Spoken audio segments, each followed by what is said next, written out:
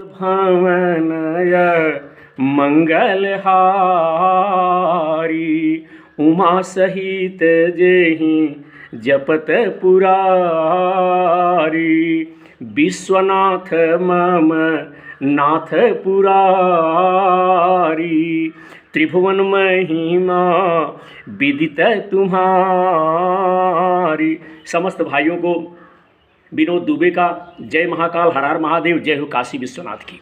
आज आपको विनोद प्रहरी यूट्यूब चैनल की तरफ से अमरत्व का ज्ञान किस प्रकार से भगवान देवाधिदेव देवी पार्वती को सुनाए। साथियों, एक बार माता पार्वती ने भगवान शिव से ऐसे गूढ़ ज्ञान देने का अनुरोध किया जो संसार में किसी भी जीव को प्राप्त ना हो। वह अमरत्व का रहस्य प्रभु से सुनना चाहती थी, प्रभु के मुख से सुनना चाहती थी। अमरत्व का रहस्य किसी कुपात्र के हाथ ना लग जाए, इस चिंता में पड़कर महादेव पार्वती जी को लेकर एक निर्जन प्रदेश में गए। उन्होंने साथियों उस गुफा को चुना और उस गुफा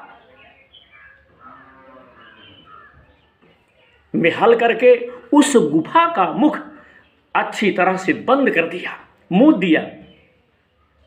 फिर महादेव ने देवी को कथा सुनानी शुरू कर दी। पार्वती जी थोड़ी देर तक तो आनंद से भैया उस कथा को सुन रही थी। जैसे किसी कथा कहानी के बीच में हुंकारी भरी जाती है, उसी तरह देवी काफी समय तक हुंकारी भरती रही। लेकिन जल्द ही उन्हें नींद आ गई। साथियों, नींद आना भी पतन का मार्ग है। जब उन्हें नींद आने लगी, उस गुफा में तोते यानी सुख का एक घोंसला भी था, जहाँ भगवान भोलेनाथ कथा सुना रहे थे। घोंसले में अंडे से एक तोते के बच्चे का जन्म हुआ। वह तोता भी शिव जी की कथा सुन रहा था। महादेव जी कथा सुना रहे थे उनकी कथा, और उस कथा से, उसमें जो कथा बता रहे थे उसमें दिव्य शक्तियां आ गई। जब तोते ने देखा कि माता सो रही है, कहीं महादेव कथा सुनाना बंद ना कर दे, तोते ने सोचा कि कहीं भगवान भोलेनाथ बंद ना कर दे, इसलिए वह पार्वती की जगह हुंकारी भरने लगा। महादेव कथा सुनाते रहे, लेकिन शीघ्र ही महादेव को पता चल गया कि पार्वती के स्थान पर कोई और हुंकारी भर रहा है। वह क्रोधित होकर शुक्र को मारने के लिए उठे, तोते को मारने के लिए उठे। शुक्र वहां से निकलकर भागा।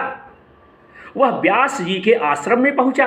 व्यास जी की पत्नी ने उसी समय जम्हाई ली और शुक्र सूक्ष्म रूप धारण कर उनके मुख में प्रवेश कर गए। महादेव ने जब उसे व्यास की शरण में देखा तो मारने का विचार जो है भगवान भोलेनाथ ने त्याग दिया। शुक्र व्यास की पत्नी के गर्भस्थ शिशु हो गए।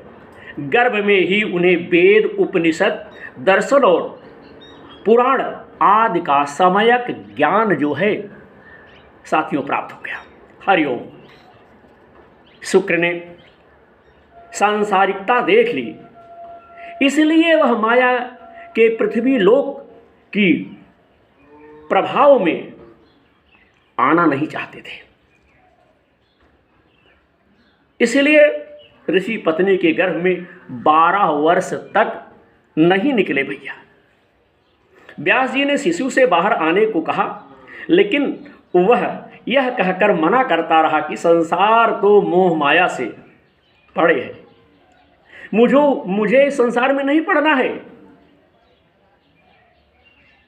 हमें जो है इस संसार में नहीं पड़ना है।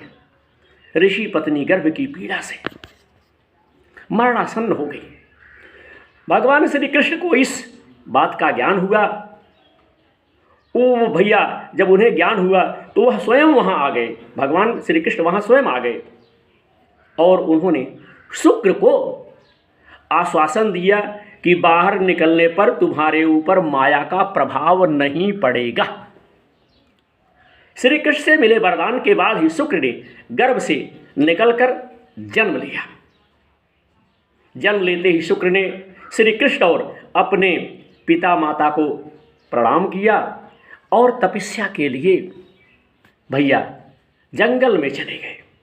व्यास जी उनके पीछे पीछे हे पुत्र कहकर पुकारते रहे, बुलाते रहे, किंतु शुक्र ने उस पर कोई ध्यान नहीं दिया। व्यास जी चाहते थे कि शुक्र श्रीमद् भागवत का ज्ञान प्राप्त करें, किंतु शुक्र तो कभी पिता की ओर आते ही ना थे। व्यास जी ने एक युक्ति की, उन्होंने श्री कृष्ण लीला का एक श्लोक बनाया और भैया उसका आधा भाग शिष्यों को रटाकर उधर भेज दिया जिधर शुक्र ध्यान लगाते थे। एक दिन सुखदेव जी ने वह श्लोक सुना, वह श्री कृष्ण लीला के आकर्षण में खींचे सीधे अपने पिता के आश्रम तक चले आए। पिता व्यास जी ने खींच करके चले गए तो व्यास जी ने उन्हें श्रीमद् भागवत के 18,000 श्लोकों का विधिवत ज्ञान दिया।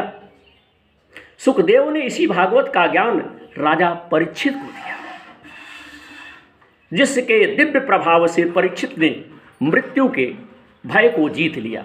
तो आज के इस वीडियो में अपने भाइयों को हमने अमरत्व का ज्ञान, इससे संबंधित विनोद प्रहरी यूट्यूब चैनल की तरफ से थोड़ी सी जानकारी दी। आशा करता हूं कि आप सबको हमारे द्वारा दी गई जानकारी अच्छी लगेगी। मानवता के कार्य में सहायता एवं सहयोग के इस कार्य में आप सब हमारे साथ जुड़े, यही मैं आप लोगों से निवेदन करता हूं। जय श्री कृष्ण।